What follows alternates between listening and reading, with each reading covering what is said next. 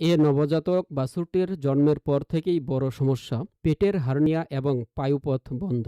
Hernial sec প্রায় 10 ইঞ্চি এবং মল বের হওয়ার কোনো রাস্তা নেই। চলুন দেখি কিভাবে আমরা এই জটিল কেসটি হ্যান্ডেল বা সার্জারি করে সমাধান করার চেষ্টা করেছি। এটি একটি কনজেনিটাল ডিফেক্ট, অ্যাবডোমিনাল হার্নিয়া এবং অ্যাট্রেসিয়া অ্যানাই।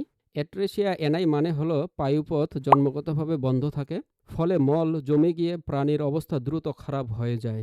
বাছুরটিতে আমরা দেখতে পাচ্ছি অনেক বড় হার্নিয়া, প্রায় 10 ইঞ্চি। পায়ুপথ নেই, পেট ফুলে যাচ্ছে, মল জমে আছে। এটি একটি জরুরি সার্জিক্যাল কেস।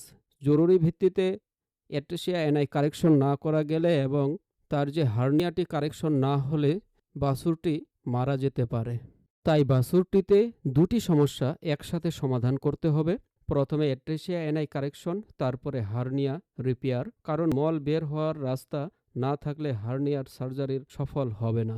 এজন্য প্রথমে আমরা পায়ুপথ তৈরি করব। পায়ুপথ তৈরি করার পরে যদি নরমালি 5 থেকে 7 দিন সার্ভাইভ করে বা বেঁচে যায় এবং তার যে ন্যাচারাল ওপেনিং পায়ুপথ, সে পথ দিয়ে যদি নিয়মিত পায়খানা বা ডেফিকেশন করে, তাহলে পরবর্তীতে আমরা হার্নিয়ার কারেকশনটি করতে পারবো। এটি একটি জটিল হার্নিয়া। এই হার্নিয়াটি মূলত তার অ্যাবডোমিনাল ক্যাভিটির টোটাল জায়গাটা জুড়ে রয়েছে, তাই অপারেশন করতে হলে অবশ্যই হার্নিয়াল মেশ ইউজ করতে হবে। প্রথমে পায়ুপথ তৈরি করা হচ্ছে। এনাল ওপেনিং করে লোকাল অ্যানেস্থেসিয়ার মাধ্যমে ইনসিশন দেওয়া হয়।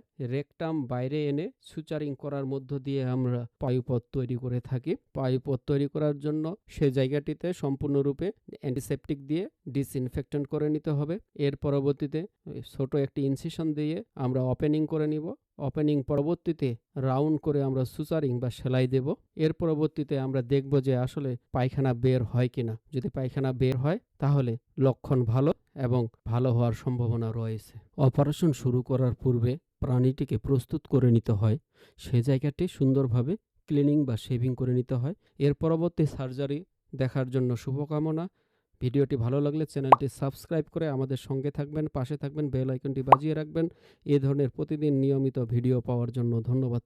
অলরেডি বাছুরের প্রথম যে মিউকোনিয়াম সেটি বের হয়ে গেছে আমরা দেখতে পাচ্ছি এবং চাপ দিয়ে মোটামুটি আইডেন্টিফাই করে ফেলছি যে বাছুরটি সম্পূর্ণরূপে ভালো করা সম্ভব।